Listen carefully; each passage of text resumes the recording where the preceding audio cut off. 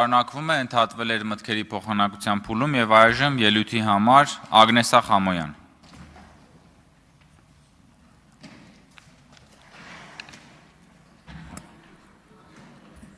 Սիրելի հայրենակիցներ, հարգելի գործընկերներ, Տիկին Յոլյան, հարգանքներս ձեզ։ Ցավում եմ, որ պարոն Արայիկ Հարությունյանը այստեղ չի, սրճարանից դեռ չի եկել, բայց այս վերջին օրերի իր պահվածքին հետևելուց անկեղծ ասած մի զգացողություն ա մոտս, որ պարոն Հարությունյանը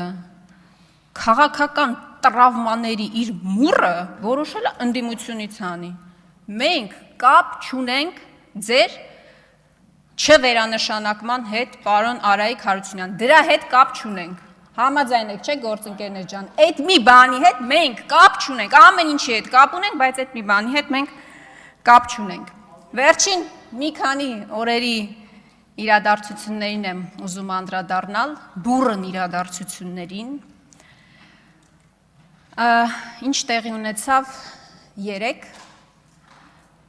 նախագահ Քոչարյանի ձերբակալումը, դրան նախորդած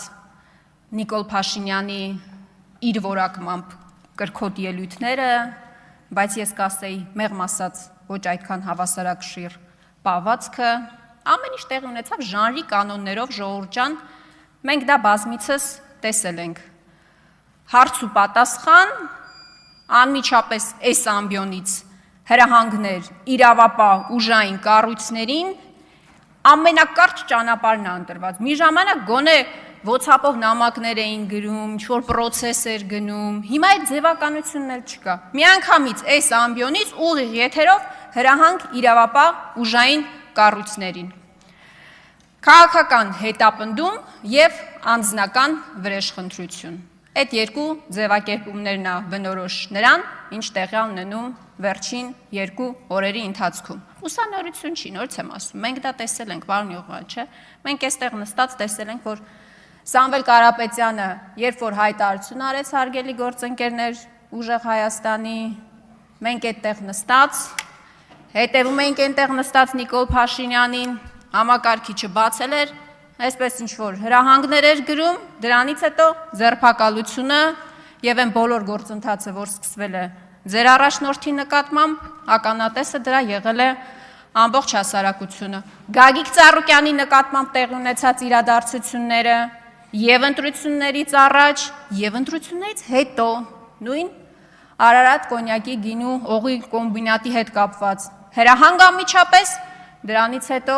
համապատասխան պարոն Արայիկ Հարությունյանը եկավ, ես ասում եի, որ ձեր քաղաքական տրավմաների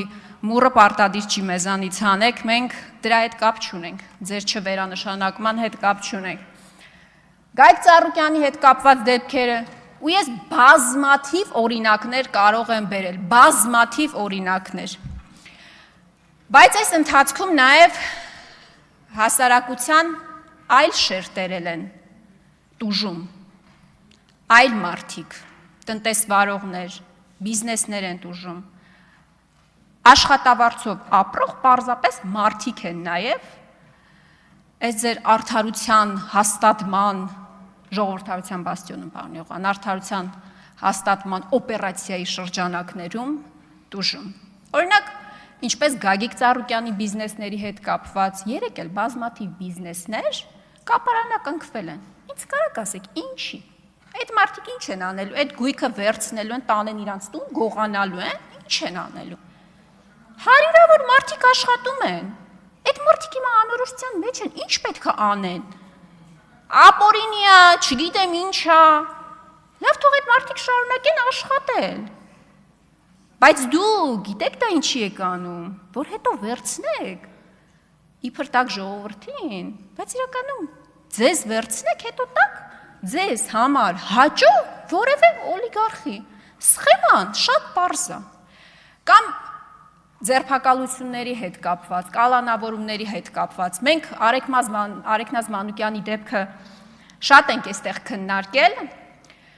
եւ առաջընթաց կա, եւ առաջընթաց ունենք, երեք մի կնոջ են ձերբակալել,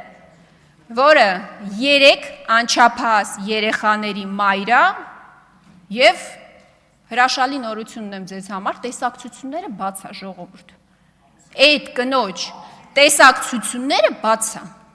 բայց մի փոքր խնդիր կա այստեղ։ Այդ կինը ամուսին չունի։ Հիմա հարց եմ տալիս ձեզ, ով պետքա պահի այդ երեխեքին։ Դուք ասեք տատին թող պահի այդ երեխեքին։ Տատին էլ են կալանավորել։ Կարող եք ասել մորքուրը թող պահի, մորքուրին էլ են կալանավորել։ Իդեպ մորքուրի եւ մոր տեսակցությունները փակել են։ Կասեք պապին թող պահի, պապին է տնային կալանք են տվել։ Այսինքն ընտանիքի հորը տնային կալանք են տվել, որը ենթադրում եմ բիզնեսի հիմնադիրն է, ենթադրում եմ։ Կնոջը եւ երկու դուստրերին կալանքի են տարել։ Այս չի ձեր արդարադատությունը, Ժորժ ջան։ Ինչ կապ ունի սա նախկինների հետ, չգիտեմ ում հետ, ինչ կապ ունի, օրինակ այս ընտանիքի պատմությունը, ինչ կապ ունի դրա հետ։ Դուք կարող եք ասել, մենք ինչ կապ ունենք դատական համակարգի հետ, բայց Նիկոլ Փաշինյանի ելույթից հետո դա էլ չեք կարող ասել, որովհետև ինքը պարզ ասում է, այո, ես հրահանգ եմ տալիս։ Սա իշխանության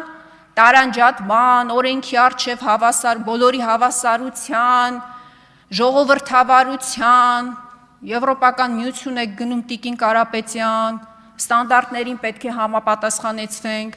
Այդ ամեն ինչի ֆոնին ես օրինակ անկեղծ ուզում եմ հասկանալ դուք եւ Եղոյանը ինչ եք զգում, երբ որ Նիկոլ Փաշինյանը այստեղից հայտարարում է, որ հա, ես եմ ասել ու ասում եմ, ուղիղ տեքստով ասում եմ, ես եմ հրանգներ տալիս, բայց մեզ դատախազ ինչի է պետք։ Քննչական, հակակոռուպցիոն, ուժային կառույցներ, չէ, ուժային կառույցները պետք են որ գործողություններ անեն։ Այդ դրանք մեզ ինչին են պետք, եթե ամեն ինչը Նիկոլ Փաշինյանն է որոշում։ Եթե դատական համակարգն է մեղավոր, որովհետև մի հետաքրքիր բան է, գործընկերներ ջան, նկատել եք, սահմանադրության փոփոխությունը փորձում են դատական համակարգի բարելավման սոուսով մատուցել, որովհետև ոչ են ասի սահմանադրություն ենք փոխում, որ անկախության հռչակագիրը հանենք եւ այլն, որ մի շարք փոփոխություններ անենք, հետո Տիգրան տանք, հապարտ այստեղ ասում էր անկլավներ։ 4 տարի առաջ հանրային հեռուստաընկերության եթերում էր ասում էր ոչ մի իրավական հիմք չկա, ոչ մի մենք բոլոր քարտեզները նայել ենք, ոչ մի իրավական հիմք չկա, քարտեզն էլ ի վերջո ինչ է։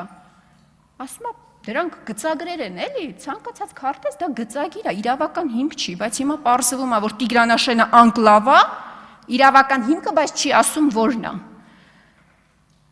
Դուք այդ ամեն ինչը փորձում եք այս սոուսով մատուցել սահմանադրության փոփոխությունը, որ դատական համակարգը բարեփոխում եք։ Ժորժ ջան, մի հատ նորությունն եմ ձեր համար։ Հակակոռուպցիոն դատարանը, այն դատարանը, որը տվել է կալանքները, դուք եք ստեղծել։ Ոչ այս մի ընդդիմադիր խմբակցությունն է ստեղծել, ոչ էլ այն ընդդիմադիր խմբակցությունն է ստեղծել։ Ձեր ստեղծած դատարանն է։ Բարեփոխումների շրջանակներում ձեր Կարեն Անդրեասյանը հպարտանում էր, որ դատական համակարգի դատավորների 70%-ը փոխված է, նախկին չի, ներկա է, 30%-ն էլ մնացել է, բայց այդ 30%-ն էլ ծաղկաքաղ է կարել նախկինի ամենավատ բարքերը, ամենավատ դատավորներին, մացոներից սկսած թողել եք իրենց տեղում։ Այն բոլորը Արմեն Դանիելյաններով, այն բոլոր դատավորներով, ովքեր հլու հնազանդ կատարում են ձեր ցանկությունները։ Ես մի բան եմ նկատել, այս վերջին շրջանի ելույթներում եւ առհասարակ իշխանության գործելավոճում, որ դուք ոչ մի բանի հետ կապ չունեք մեղավորության տեսանկյունից։ Եթե տնտեսական ցուցանիշները հաջող են, դա իշխանության շնորհն է։ Եթե ԵԱՏՄ-ում ապրանքների արտահանման խնդիր ունենք, պարզվում է դա այն քխնդիմությունն է մեղավոր, որ քաջալերում է այդ սանկցիաների կիրառումը։ Դուք ոչ մի բանի հետ կապ չունեք։ Բանակում ինքնասպանության, չգիտեմ որի օր դեպքն է, պաշտպանության նախարարը կապ չունի։ Պատերազմը հայրենիք ենք կորցնում, հազարավոր տղաների ենք կորցնում։ Երկրի ղեկավար ասում է, ես պատասխանատու եմ, թե մեղավոր եմ, ինչ որ երկու բառախաղան, ոչ մի բանի համար դուք մեղավոր չեք, ոչ մի բանի համար, ու ոչ մի բանի համար չեք ուզում պատասխանատվություն ստանձնել, ոչ էլ ձեր ստերի համար եք ուզում պատասխանատվություն ստանձնել, Տիգրանաշենի օրինակը վառ օրինակ։ Ես ոնց հասկացա, ես իշխանությունը միակ պատասխանատվության զգացողություն ունեցողը Վիլեն Գաբրիելյանն էր, որ գիտակցեց իր պատասխանատվությունը եւ հրաժարվեց մանդատից։ Շնորհակալ եմ։ Վահագն Ալեքսանյան, պատրաստվի Տարոն Չախոյանը։